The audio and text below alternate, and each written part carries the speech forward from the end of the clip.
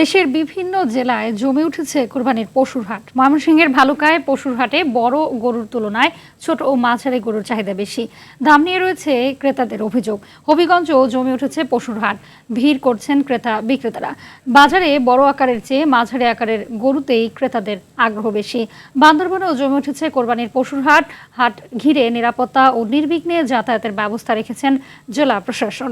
চুয়াডাঙ্গায় হাটগুলোতে আসছেন দেশের বিভিন্ন প্রান্তের ব্যাপারী ও ক্রেতারা। তবে গেল বছরের তুলনায় এবার গরুর দাম কম পাচ্ছেন বলে জানিয়েছেন খামারিরা। এদিকে বুধবার সাভার পৌরসভার অনুমোদিত একমাত্র হাটটি উদ্বোধন করেছেন উপজেলা নির্বাহী কর্মকর্তা মোহাম্মদ আবু বকর সরকার।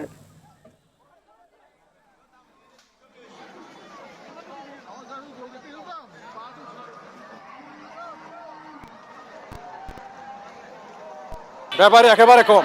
আমি 6টা গরু নিয়ে আসছিলাম, সে জায়গায় আমি 3টা গরু বিক্রি করছি, আর এখনো 3টা গরু আমার হাতে আছে। কোনো বেচা কিনা নেই হাটে। 1,90,000, 85, এরকম দাম বলছে। এখন 70-75 হাজার টাকা হচ্ছে, অনেক আমাদের ব্যাপক লস হচ্ছে। এখনো পছন্দের মতো গরু কিনতে পারিনি, দেখতেছি কেনার জন্য প্রস্তুতি নিচ্ছি আর। দর্শক, এই বিষয়ে বিস্তারিত জানাতে রংপুরের একটি হাট থেকে সরাসরি যুক্ত হচ্ছেন সহকর্মী জাহাঙ্গীর আলম বাদল। বাদল, জানাবেন যে ঈদের তো আর মাত্র কিছুদিন বাকি, তো শেষ মুহূর্তে বেচাকেনা কেমন জমে উঠেছে হাটে?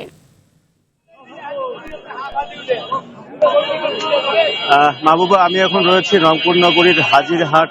আজকে যে কোরবানির পশুটি রয়েছে সেখানে আমরা দেখেছি যে আসলে যতই ঈদের দিন ঘনিয়ে আসছে ততই কিন্তু জমজমাট হয়ে উঠছে হাটগুলো। রাঁধুনি মেজবানি মাংসে মশলা থাকলে আসল মেজবানি রান্না কোনো ব্যাপারই না।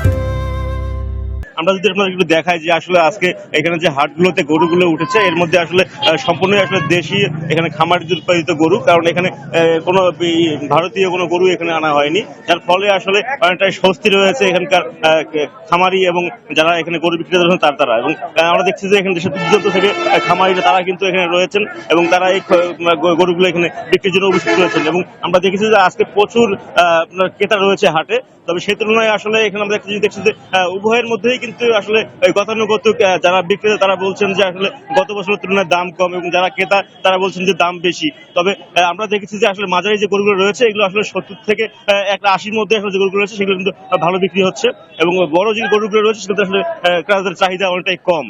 তবে আমরা ইতিমধ্যে লক্ষ্য করেছি যে আসলে এবার ইন্ডিয়ান গরু না আসাতে মানুষের মধ্যে যে স্বস্তি রয়েছেন, এবং অনেকেই বলছেন যে আসলে দূর দূরান্ত থেকে যারা গরু কিনতে এসেছেন তারাও কিন্তু এখান থেকে এসে গরু ক্রয় করে নিয়ে যাচ্ছেন, এবং তারা বলছেন যে আসলে এবার যোগাযোগ ব্যবস্থা থেকে শুরু করে এবং ঘাটগুলোতে যে নিরাপত্তা ব্যবস্থা রয়েছে সেগুলোতে কিন্তু তারা কিন্তু স্বস্তি প্রকাশ করছেন। আমরা ইতিমধ্যে যে দেখিয়েছি যে রংপুরে যে পরিমাণে গরু এবার উৎপাদন করা হয়েছে সে তুলনায় এবার রংপুরে তার দ্বিগুণ উদ্বৃত্ত রয়েছে। বিশেষ করে রংপুর বিভাগে আমরা দেখেছি যে চাহিদা রয়েছে 13 লাখ, সে তুলনায় আসলে উৎপাদন করা হয়েছে 21 লাখেরও বেশি।